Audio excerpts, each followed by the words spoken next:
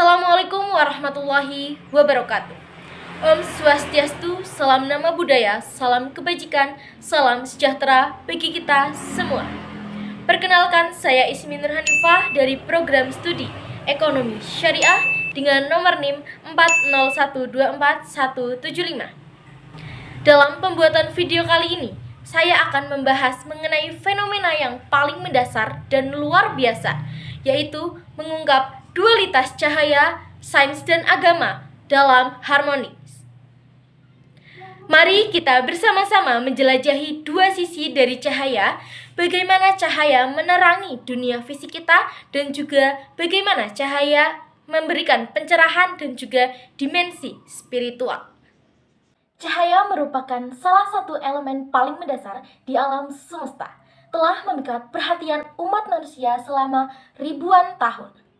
Dalam sains, cahaya dikenal sebagai gelombang elektromagnetik yang memungkinkan kita untuk melihat, menyalurkan energi, dan bahkan memahami lebih jauh tentang alam semesta. Tetapi, dalam banyak tradisi agama, cahaya juga memiliki makna spiritual yang mendalam, simbol kebenaran, petunjuk, dan kehadiran ilahi. Teman-teman tahu nggak nih, cahaya dalam sains itu apa sih?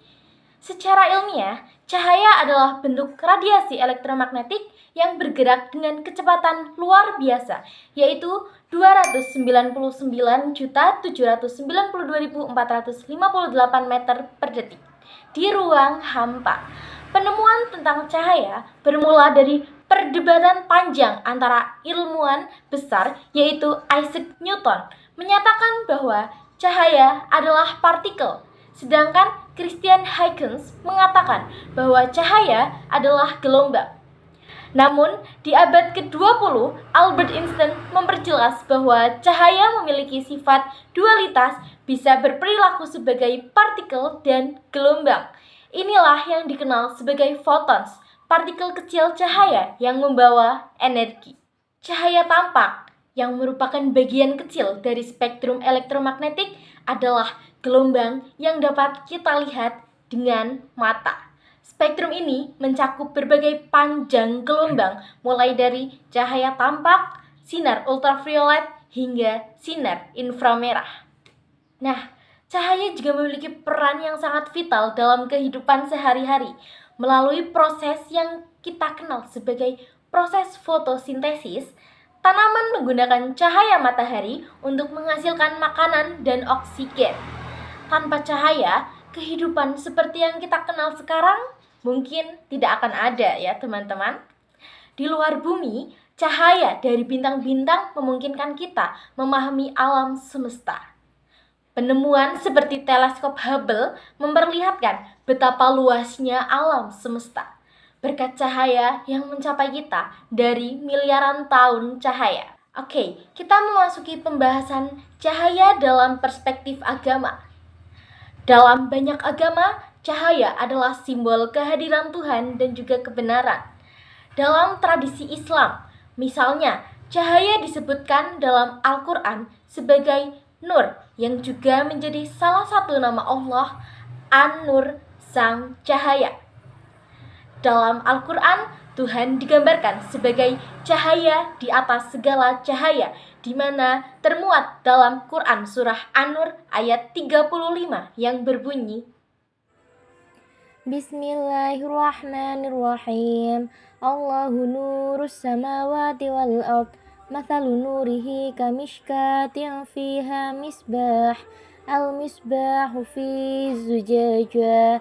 Az-zujajatu ka'annaha kawkabun durriyyun yuqadu min syajaratin mubarakatin zaitunatin la syarqiyah wala gharbiyati yakadu zaituha yudhi'u walau lam tamsashu nar nurun ala nur yahdillahu linurihi man yasha' wa yadribullahu al-amthala linnas wallahu bikulli syai'in alim.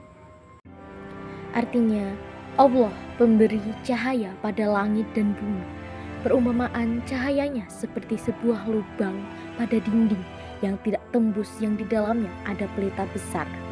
Pelita itu di dalam tabung kaca, dan tabung kaca itu bagaikan bintang yang berkilauan seperti mutiara, yang dinyalakan dengan minyak dari pohon yang diberkahi, yaitu pohon zaitun yang tumbuh tidak di timur dan tidak pula di barat, yang minyaknya saja hampir-hampir menerangi walaupun tidak disentuh api.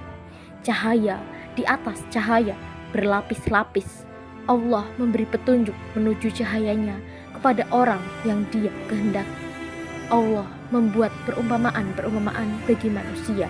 Allah Maha mengetahui segala sesuatu. Nah, dalam Kristen juga Yesus disebut sebagai terang dunia yang menuntun manusia keluar dari kegelapan. Hindu dan Buddha juga mengaitkan cahaya dengan kesadaran dan pencerahan spiritual.